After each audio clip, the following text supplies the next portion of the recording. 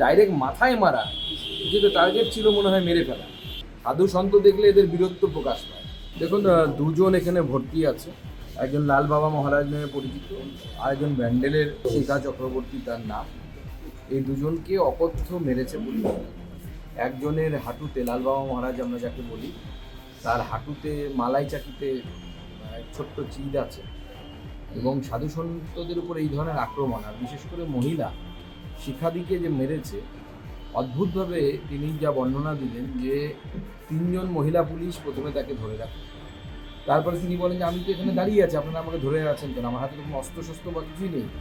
তারপরে তাকে ছেড়ে দেওয়া হয়। ওখান থেকে মহিলাদের হাত থেকে ছিটকে যখন বেরিয়ে যায়, তখন পুলিশ মারে এবং সেই লাঠিচার্জ করে মাথায়, এখনও মাথায় ফোলা আছে, হয়তো আজ অথবা কালকে ছেড়ে দেবে। এবং পুলিশ লাঠিচার্জ করে, মহিলা পুরুষ নয়, পুলিশ লাঠিচার্জ করে এবং সেটা ডাইরেক্ট মাথায় করে।